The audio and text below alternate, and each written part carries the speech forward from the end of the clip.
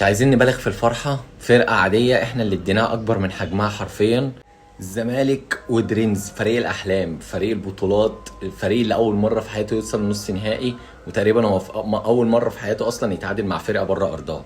الزمالك بعد ما صعب المهمة عنده هنا في القاهرة وقلنا بس الزمالك بتاع سيناريوهات وهنقعد نحسبها وهنروح هناك والزمالك هيخسر وهيشيل كتير، وفتحوا المدرجات للجماهير مجانا اساسا، اللي بيشجع دريمز واللي ما بيشجعهاش.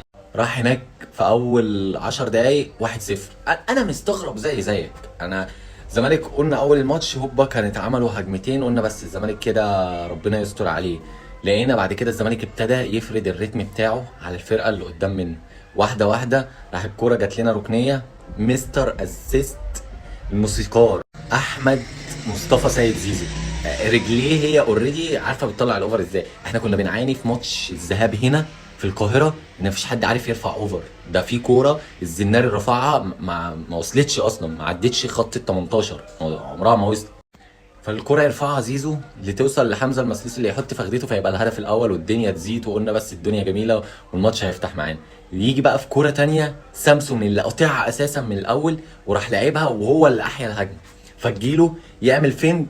يا ابن اللعيبه يا سامسون، يعني الفينت دوت الجزيري لو كان عمله كان ممكن يطلع الكرة في المدرجات. بالمناسبه الجزيري انا عايز اجيب اللي قال الجزيرة احسن 9 في مصر واقوم ماسك دماغه كده في الحيطه واقعد ادبدب فيها. سامسون بعد الفينت دوت يركنها ركنه معلمين. بالمناسبه معلش اعيد تاني، سامسون احسن 9 في مصر، احسن 9 في مصر، سامسون احسن 9 في افريقيا، واللي عنده معزه يلمها. انا في معلومه بس عايز اقولها، يعني مصطفى شلبي وسيف الجزيري امهاتهم داخله الجنه على حس الجماهير اللي قعدت تشتم فيهم. امهاتهم هم يعني هما الاثنين كده هيقول لمامته يلا على الجنه على حس الجماهير دي اللي خدت، يعني طلعت كل الشتايم. انا كان في شتايم اول مره اسمعها اساسا اتقالت لهم. برضه مش عايز انسى عواد، لان لولا عواد في الشوط الاول كان على الاقل هنطلع الشوط الاول 2-2 او على الاقل هنطلع خسرانين.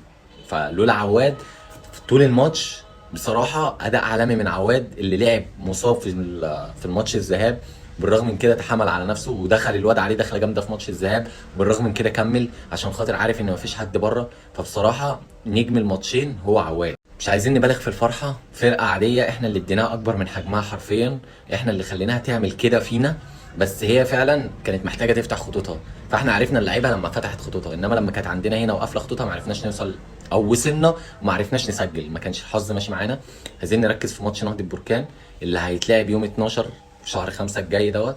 عايزين على الاقل اذا دخل فينا جون فهو يبقى جون واحد بس، ما يزيدش عن كده. ان شاء الله ما يدخلش فينا، وان شاء الله على الاقل نسجل هناك واحد يريحنا. لان الزمالك بيلعب كرة على الارض حلو قوي مع جوميز، بيعرف يفرد الريتم بتاعه على اي منافس بيلعب.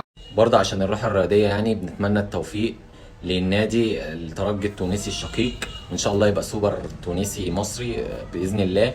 هم يكسبوا واحنا نكسب نهضه بركان، وان شاء الله نتقابل في السوبر. في كده بينا وبينكم طار، انتوا ليكوا عندنا طار بتاع السوبر، انهم مقابلينكم ونكسبوا برضه، ويبقى كده ايه، خدنا البطولتين الحمد لله.